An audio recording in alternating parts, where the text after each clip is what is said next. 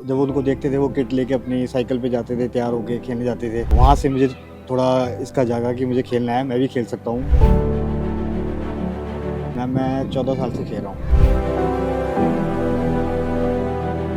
ये जीत के तो अच्छा लगा, बट उसके बाद भूख और बढ़ गई है। स्पोर्ट्समैन का सफ़र कभी आसान नहीं होता।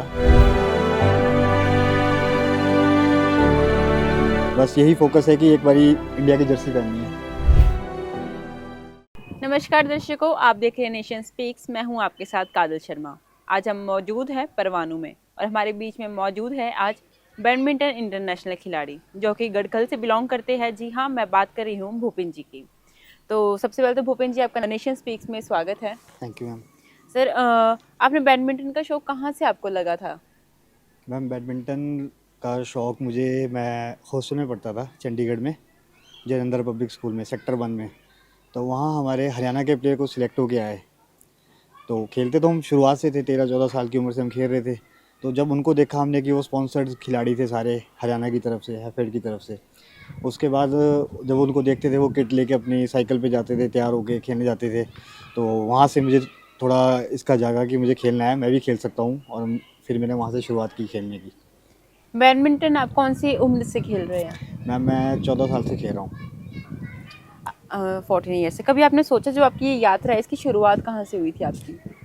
इसकी शुरुआत मैम बस प्रैक्टिस कर रहे थे वहाँ पे, पंचकुला की ही बात है। वहाँ हम प्रैक्टिस कर रहे थे, 5th-6th क्लास में था। हमने देखे वहाँ पे प्लेयर्स आते हुए हरियाणा के, वो खेलते हुए देखा, उनके साथ हम खेलने लगे, प्रैक्टिस करने लगे, क्योंकि फ्रेंडशिप तो हमारी बन ही गई थी, हम हॉस्टल में थे। तो वहीं से हमें शौक हो गया कि हमने इनकी तरह खेलना है और इनकी जैसी गेम बनानी है, जैसे ये खेलते थे। फिर उनके साथ टूर्नामेंट वगैरह देखे वहाँ से, तो तब हम वहाँ से खेलना शुरू किया।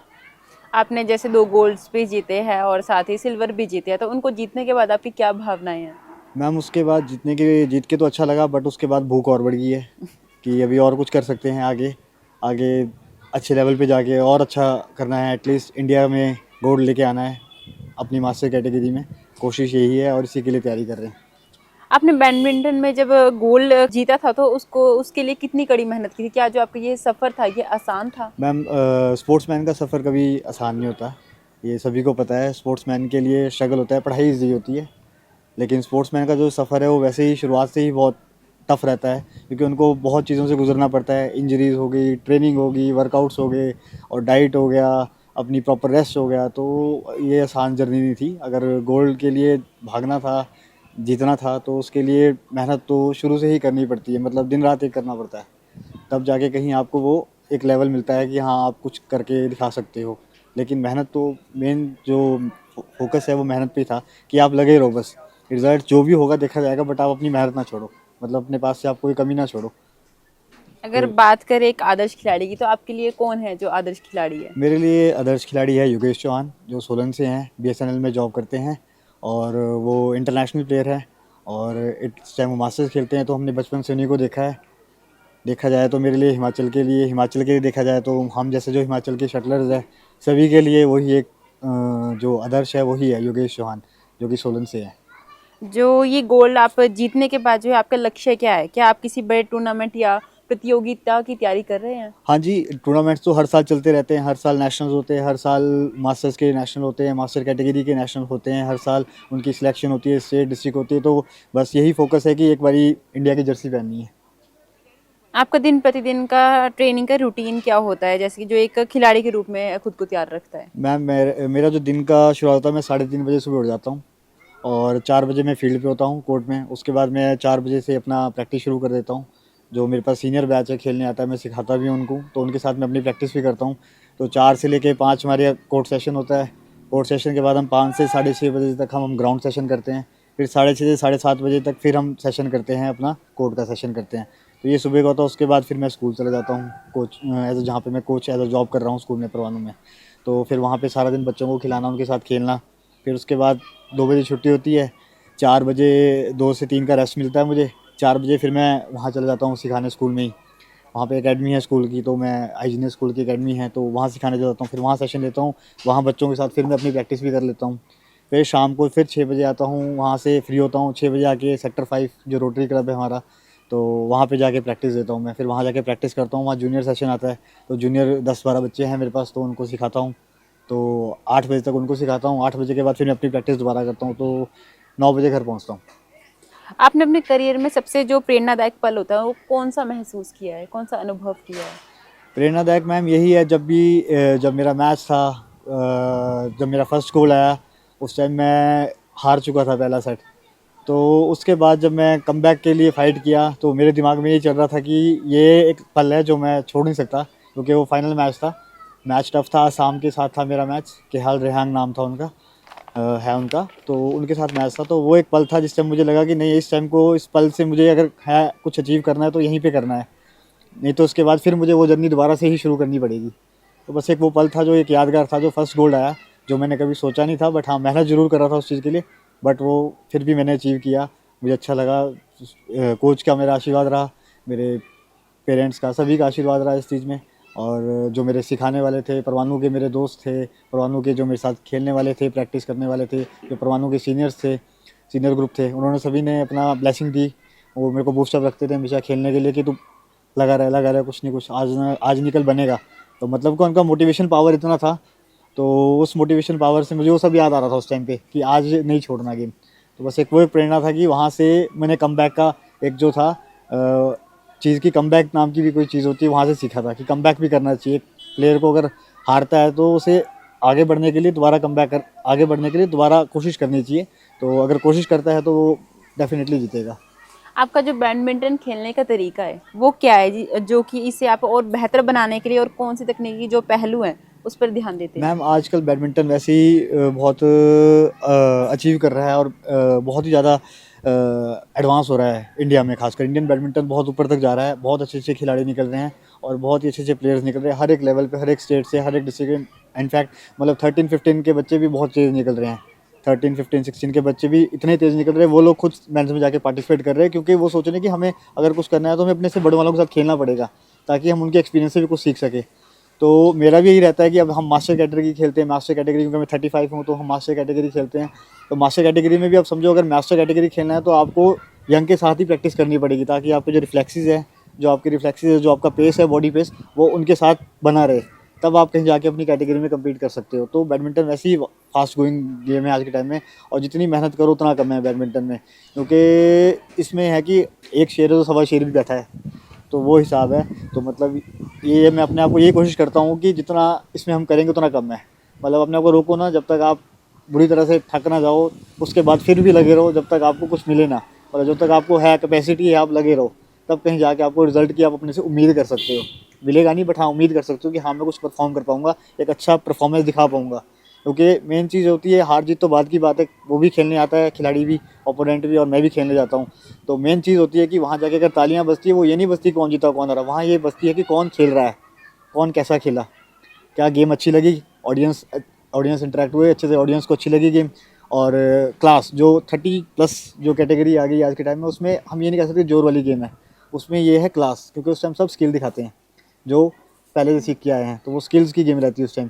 तो उस टाइम पे ये है कि आपको जो भी मेरी प्रैक्टिस होती है, वो मेन काम होता है कि स्किल्स अच्छे से किए जाए, स्किल्स को अच्छी तरीके से अपना पॉलिश किया जाए। उसके लिए कहीं अच्छे एडवांस जगह जाना जा पड़े, वहाँ भी जाया जाए, और अच्छे कोचेज़ के पास जाया जाए, अच्छे प्लेयर्स के पास जाके खेला जाए। तो ये मेरे लिए बहुत ज़रूरी है। आपके अनुसार बैडमिंटन जो खिलाड़ी उनमें कौन से गुण होने चाहिए? बेसिक तो मैम एक ही है, वो सभी में होना चाहिए, और वो है डिसिप्लिन। डिसिप्लिन होना चाहिए, आपको डेडिकेशन चाहिए, आपको पैशन चाहिए, मतलब एक पागलपन चाहिए।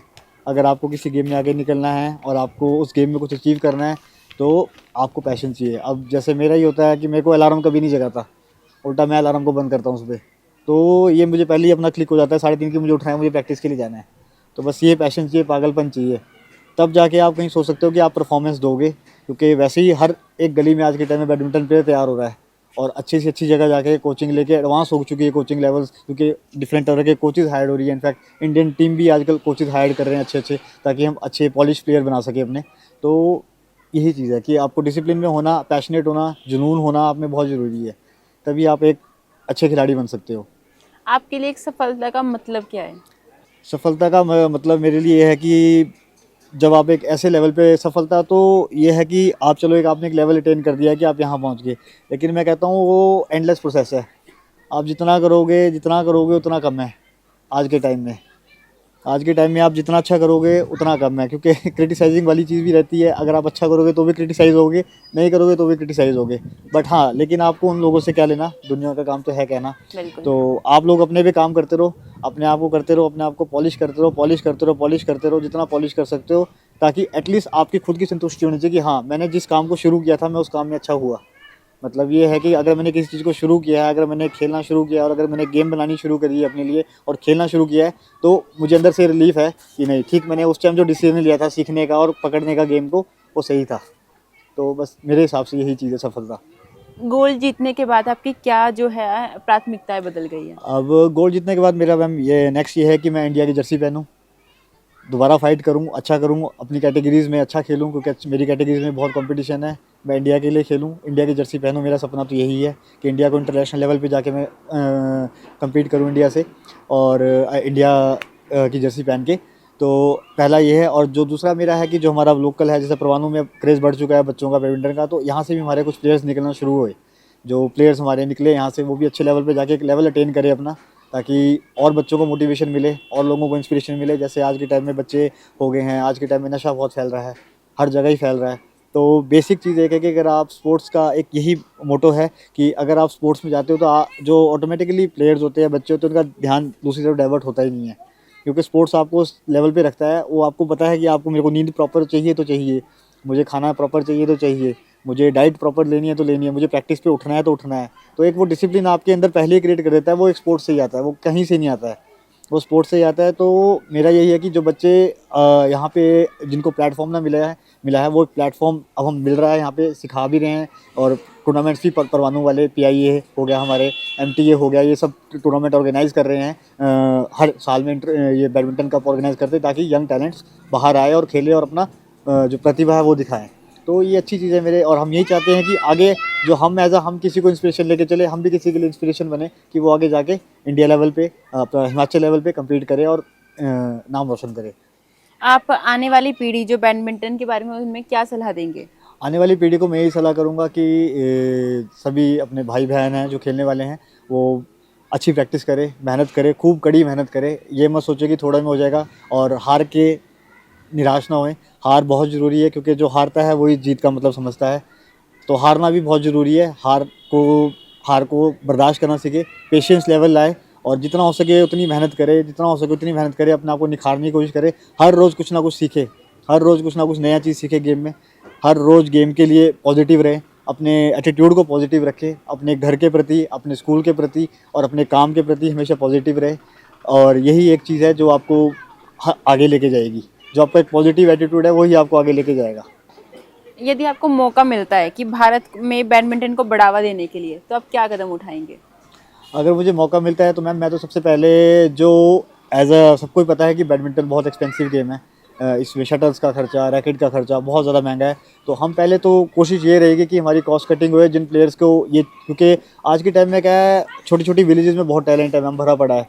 हमारे हिमाचल में बहुत टैलेंट भरा पड़ा है, लेकिन फॉर्मर जो स्पोर्ट होनी चाहिए वो स्पोर्ट नहीं है। जैसे हरियाणा में शुरू होते ही आपको हैफर्ड से स्पॉन्सर्स मिल जाते हैं। तो हमारा, अगर मैं चाहूँगा, अगर होता या मैं होता, तो मेरी कोशिश ये रहती कि जो हमारे छोटे छोटे गली गली तक जो हमारे प्लेयर्स निकल रहे हैं, जिनको टैलेंट नहीं मिल, जिनको प्लेटफॉर्म नहीं मिल रहा है, उनको प्लेटफॉर्म दिया जाए, प्लस उनको स्पॉन्सरशिप प्रोवाइड की जाए, जो कि सभी चाहते हैं कि ताकि वो अपना टैलेंट पे और अच्छे से पॉलिश कर सके और अच्छा खेल सके। और यही एक मेरे हिसाब से सबसे बड़ा सोर्स होगा कि अगर बच्चे को हम पीठ पकड़ लें, उसकी पीछे से पकड़ लें उसको, तो वो बच्चा ऑटोमेटिकली, जिसके पास टैलेंट होएगा वो बच्चा ऑटोमेटिकली आगे करेगा। क्योंकि उसको सपोर्ट, जो फाइनेंशियल सपोर्ट और जो किटिंग सपोर्ट जो भी आपको बैडमिंटन में चाहिए, वो सपोर्ट अगर मिल रही है, अच्छे कोर्ट्स मिल रहे हैं खेलने के लिए, अच्छे कॉम्प्लेक्सेस मिल रहे हैं खेलने के लिए, तो ऑटोमेटिकली बच्चा बूस्टअप होएगा। क्योंकि उसे पता है कि जो मुझे चाहिए वो मिल रहा है। अब यहाँ से परवाणू से मैक्सिमम स्ट्रेंथ जा रही है, चंडीगढ़ जाती है। क्यों जाती है? क्योंकि यहाँ है नहीं अभी ऐसा कुछ। तो अगर यहाँ अगर एक ऐसा कॉम्प्लेक्स होता है या कोई स्पोर्ट्स का कुछ यहाँ पे होता है, अब जैसे एक हमारा कोर्ट बन गया है यहाँ पे, अभी दूसरा कोर्ट भी अनाउंस हो गया है, PIA और MTA और रोटरी क्लब ने जो अनाउंस किया है, RPBCC ने। तो एक कोर्ट और बन जाएगा तो उससे हमें पता है कि अगली बारी को जो हमारी कम्पिटिटिवनेस होगी बैडमिंटन की वो और ज़्यादा होगी। तो एक प्लेटफॉर्म हम लोग अपनी तरफ से कोशिश कर रहे हैं कि बैडमिंटन को जितना और टाइम टू टाइम हम रेगुलर बेस पे टूर्नामेंट्स करा रहे हैं कि बच्चे आए खेले। उसमें रैकेट्स भी हम लोग प्रोवाइड करते हैं जिनके पास नहीं होते हैं, शटल्स भी हम प्रोवाइड करते हैं और शूज़ भी हम प्रोवाइड करते हैं खेलने के, जो कोटिंग में चाहिए, जो कोर्ट में चाहिए खेलने के लिए। तो ये हमारी तरफ से एक हमारा अच्छा स्टेप है और हम सब यही चाहेंगे कि सबको ऐसा मिले ताकि बच्चे अपने टैलेंट को आगे ले जा सके। तो उसी के साथ जो युवाएं हैं उनको आप क्या संदेश देंगे जो बैडमिंटन को अपने करियर के रूप में अपनाना चाहते युवाओं हैं? को ये संदेश देंगे कि बैडमिंटन अगर आपने पकड़ना है, अगर खेलना है बैडमिंटन, तो सबसे पहले तो आपको उसके लिए जुनूनी होना पड़ेगा, पागलपन ज़रूरी है, पैशन और डेडिकेशन बहुत ज़रूरी है, डिसिप्लिन बहुत ज़रूरी है।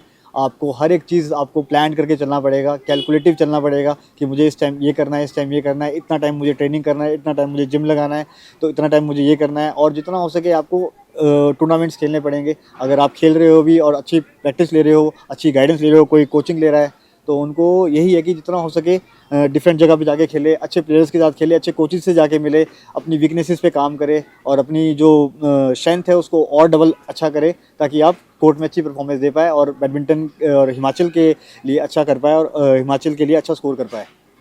आप अगले 5-10 साल तक अपने आप को कहाँ देखते हैं, व्यक्तिगत और पेशेवर दोनों स्तर पर?